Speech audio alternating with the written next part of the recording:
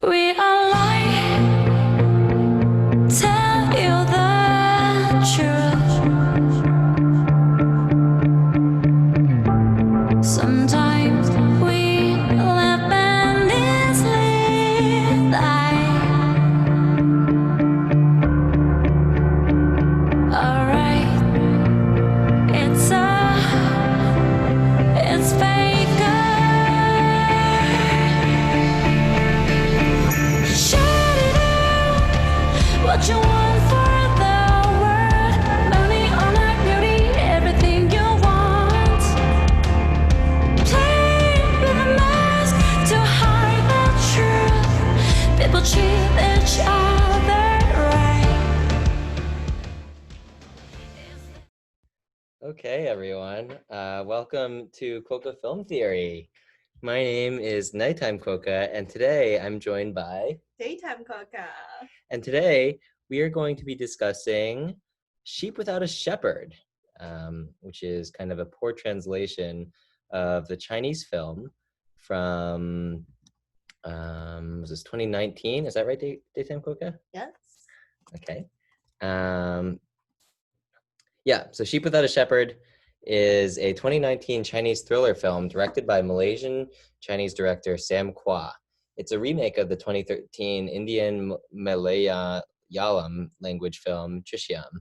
The film stars Xiaoyang, Tanzhou, and Joan Chen, I'm sure I'm butchering those names, in the lead roles.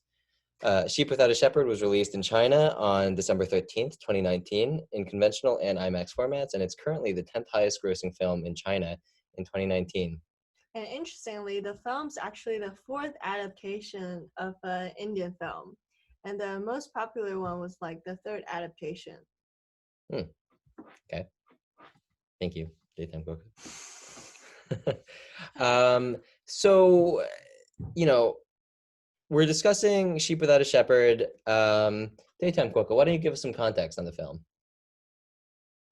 Why don't you give us a plot summary first? Well, but before we get into the plot summary, I just want to understand, when did you see this film? What motivated you to see it? What were kind of your viewing conditions, and what sort of biases did you go into the film with? So I saw the film in 2019 when it first came out in the movie theater. And so one of my friends who used to work at Tencent streaming platform recommended the film. He went to preview or whatever, and I trusted him. So I went to see the film the day when it came out. And I went to see it with my parents, and it turned out to be really good.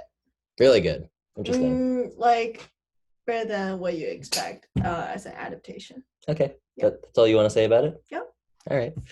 Well, I guess we'll dive into the plot summary. So, Sheep Without a Shepherd. Li Weijie, his wife Ayu, and their daughters Ping Ping and An An are a Chinese family living in northern Thailand for the last 17 years. Weijie runs an internet service providing shop and is a film enthusiast who likes to watch detective films and has deep knowledge on the subject. They come from a middle-class family. One day, Ping Ping was keen to attend the summer camp, and at the camp she met Suchat, the son of a political candidate and police chief. At the summer camp, Ping Ping was violated by Suchat, and he then recorded the videos of him performing obscene acts in order to manipulate Ping Ping. Suchat had arranged for Ping Ping to meet him at the family warehouse around 10 p.m., but upon reaching the warehouse, he noticed that Ayu was there to intervene for Ping Ping. Ayu and Suchat had a scuffle, and Ping Ping accidentally killed Suchat by hitting him with a spade. After being lost and confused in the pouring rain, Ayu and Ping Ping decided to bury the body and informed Weijie about the incident.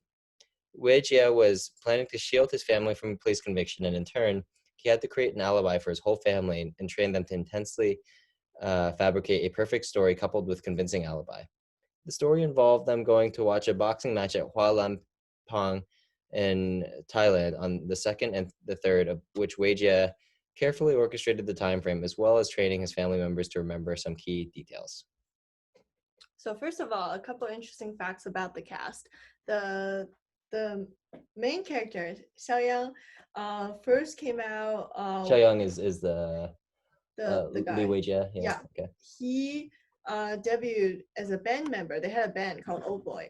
It was really popular. They keep releasing internet films, actually, like cheap but really interesting films. I used to watch it in class actually.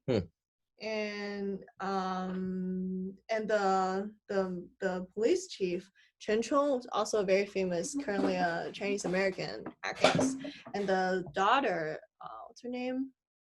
Ping Ping. Ping Ping. Yeah, Ping Ping is actually her daughter in real life, Oh wow. which kind of explains her poor acting skill. You think the daughter gets a poor job in the film? Yeah. Interesting. Yeah.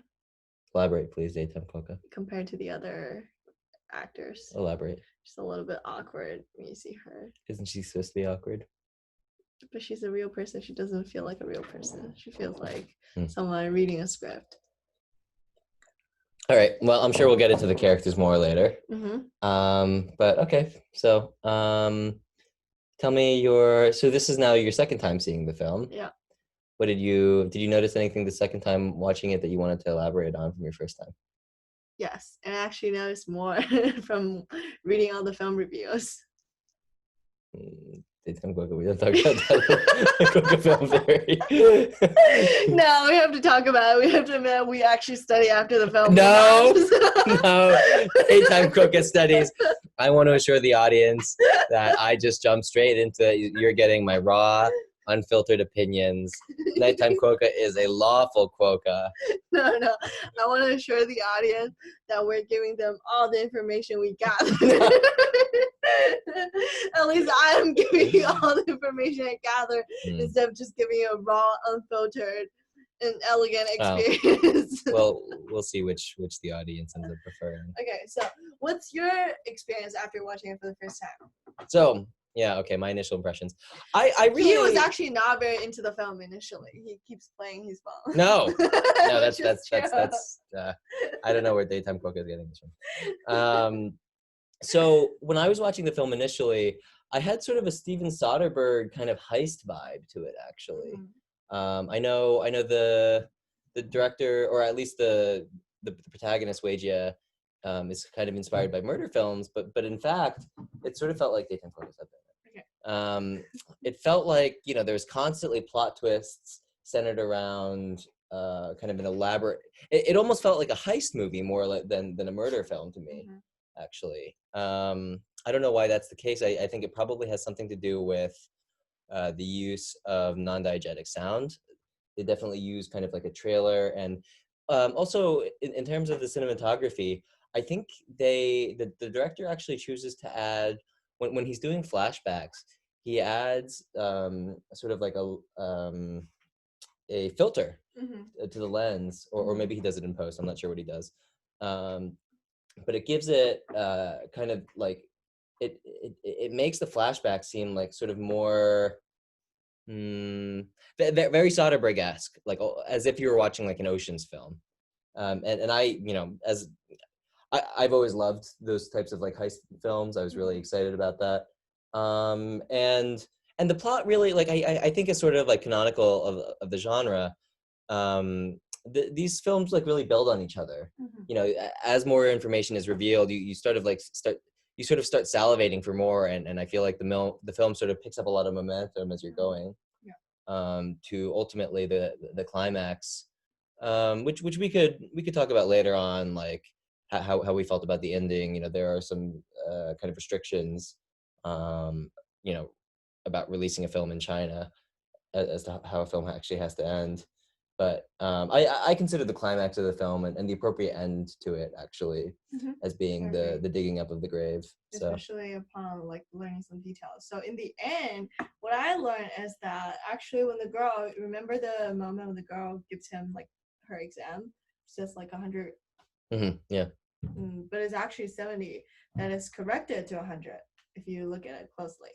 So it's kind of like this little girl who learned that you have to kind of like lie to get things you want. The littlest girl. The little girl, like Anne. So the father kind of realized that. I think that's part of his motivation to confess. Oh, okay. That he had sort of done his family disservice by teaching them how to be dishonest. Yeah. Or teaching about the dishonest. Yeah. Yeah. Yeah, maybe. Yeah. And upon second viewing, I'm actually surprised by how many films this film referred to. I guess it makes sense because the main character is like a huge film buff, but then it really feels like various plot points. You feel it's like a hodgepodge of different films, like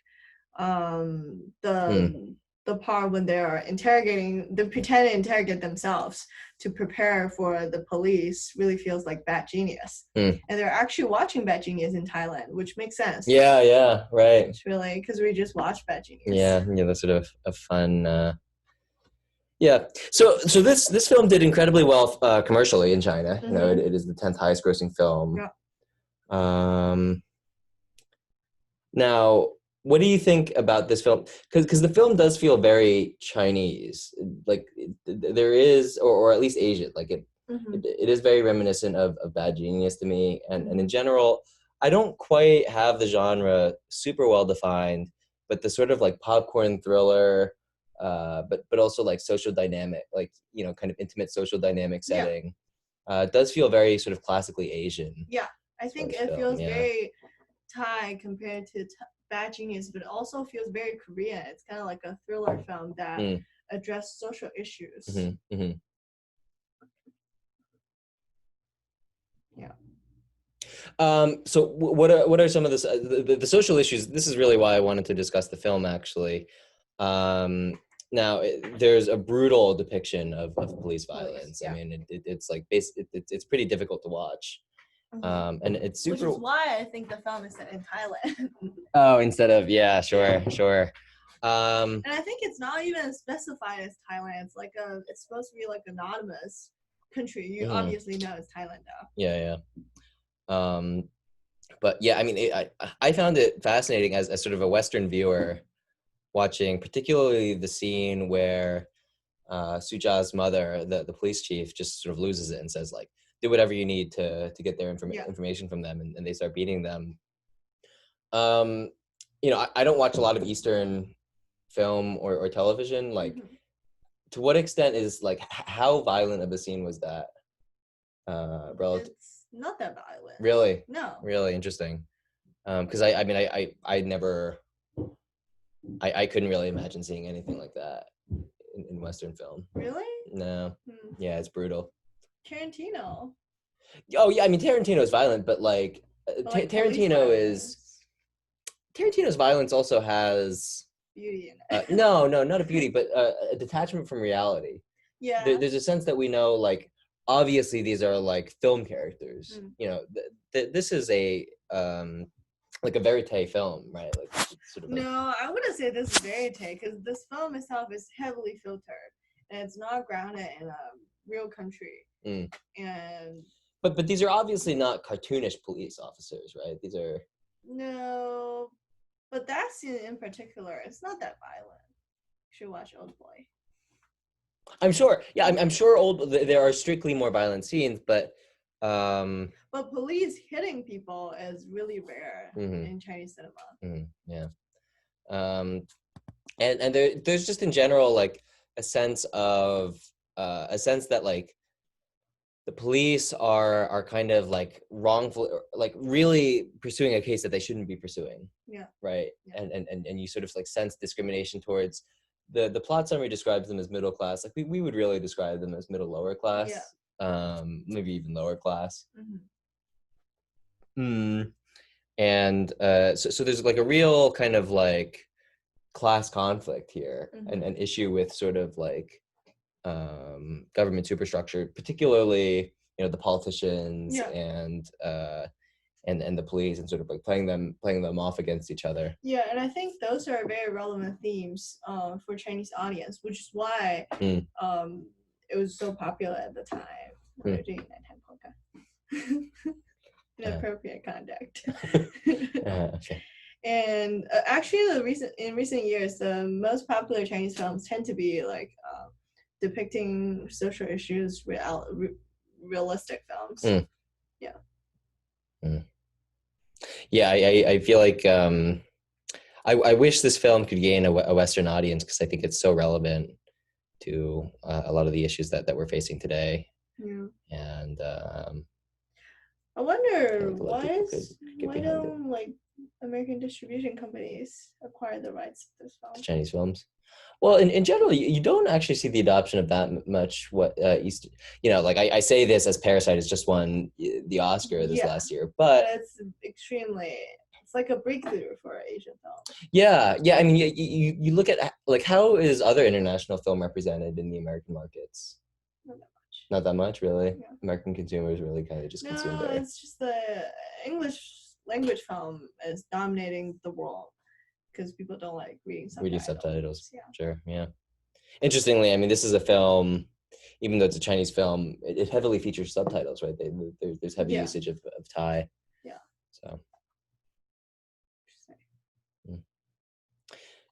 do you have anything else to say? I mean, I could go on, but I'm a little tired. Daytime Quokka. Nighttime Quokka, please continue your performance. You want me to continue? Yes. All right. So let's get into let's get into the acting itself. I mean, you'd criticize this girl's acting. Supposedly, the film features a couple like major actors. That's sort of surprising to me. I mean, the director Sam Quah, this is his second feature film. No, this is really his first feature His first, film. yeah. His other longer films, like a 30-minute film called Free Man. Yeah. Okay. Interesting. What is so? First of all, the film was not supposed to be directed by him. There was supposed to be like other female director who was supposed to act and direct in this film. She was supposed to be the police chief. Actually, I don't know if she's supposed to act in it, but she was supposed to direct it. Okay. And then for some reason, the company changed to the other person. Do you like the job? I mean, what do you think of his directing job? I think he did a pretty good job of like using montage the parallel editing between the Thai boxing and like killing the guy and what was the other thing? I forgot. Okay. And slow motion. Yeah, slow motion in the end. The rainy scene. Yeah. That was pretty good. Right. Yeah, I mean, I felt like the film was directed well. It really had a sort of pace to it that I loved for the first hour and a half. I mean, I would say the last 30 minutes, though, it really took a lot of the steam out of it. I mean, I understand that it's sort of like necessary, and I guess you pointed out that like that was sort of interesting with like kind of his guilt over the morality that he's imbued in his youngest daughter, but overall, like that last 20 minutes felt like it kind of like a tag along. Yeah, and then they had the post-credit scene, which just felt like, okay, yeah, sure, you could do that, make it circular, but it's almost like the spinning wheel in Inception. Like, did we really need that? Yeah, I feel if you compare this to the Invisible Guest, it really feels not as coherent. I mean, Really, you like Invisible Guest better? It's coherent, but it's like the momentum doesn't really stay that long. Interesting. Invisible Guest carries this sort of momentum throughout the whole film. Yeah. That's a film we gotta watch, huh? Yeah. Interesting. You gotta watch. Yeah. You gotta watch. But kind of getting back to the acting, I guess I've never really thought about this question too hard about what makes a good actor. But Daytime Quokka, what to you makes a good actor, and do you think it's exhibited in this film?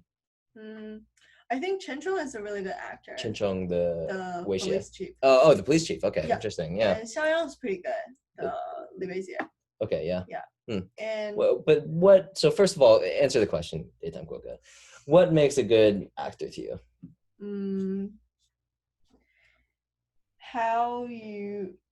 First of all, I never took an acting class. I'm not really familiar with that. But I guess just the way you read your line and the way you express yourself. What makes good and what makes bad? You just have to convince the audience that's something you want to say, not like other people force you to say. Okay. Like when when Ping Ping says something, I just feel, it's obviously someone told her to say that. Yeah. Oh, interesting. In the film, I'm really like surprised by how many different films it uses, and the soundtrack. The soundtrack we're playing in the beginning is actually the soundtrack of Sky Castle, and it was about. It's actually appropriate when we hear it toward the end of the film because it kind of touches on educating their kids. And Sky Castle is precisely about a TV show about like parenting and elite education and all that. Okay. Yeah, so for me, a good actor to me is good acting has always been thought of as sort of like mirroring reality, but in sort of like kind of mirroring reality, but also shedding light on it, which I guess you can kind of think of as most art, right? As having, well, I guess that sort of changed, but I've always thought about acting as an art form, kind of performing sort of within the expectations of reality, but doing so in a way that sort of like sheds light on some truth, right? So when you say that, what is her name? Chinchun, the police chief, she is sort of humanized, actually. I mean, like she's just this awfully like autocratic woman throughout most of the film. You know, she's the one who orders the beating of them, but it in a way it's sort of justified. Like she has a standoff with Wei Jia's wife, and the two of them go, you know, some kids are kids, some kids are monsters. Well, no, daytime Quokka. It was she shows her the video of her daughter being raped by her son, and she says, "You're a mother too. You must understand that as mothers we go to any length to protect our children." Right. And that was a really humanizing line to me. You know, don't get me wrong, I mean, I'm still cheering for her to you know, get ruined, but when you can capture like extreme human emotion and decision making in a way that is sort of like realistic and sensible, you know, that is not an easy line to deliver, I feel like, you know, and it is kind of like a tightrope balance, and she manages to do it compellingly. So also toward the end, you kind of see a different side of her as a vulnerable mother who goes to beg Li Wei Jie. No, I feel that whole scene just I like cut it. that whole scene. I like it. No, rewatch it. Don't tell me to rewatch it, Daytime Quokka. Rewatch it. Don't tell me to rewatch it. Any other question you have for the film? Any other questions I have for the film?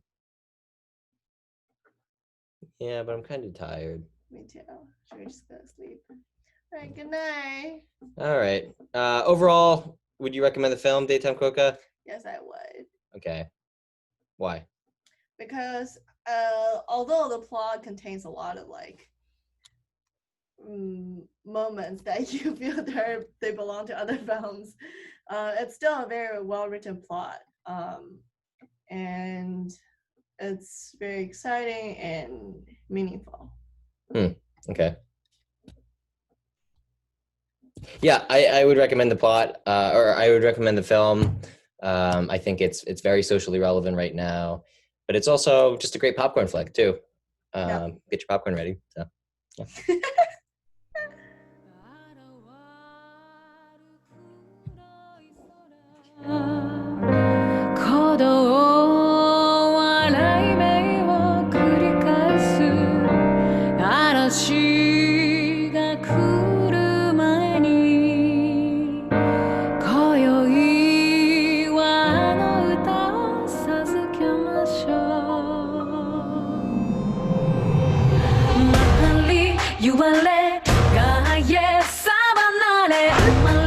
Did I hear you, Maggie? Gonna shine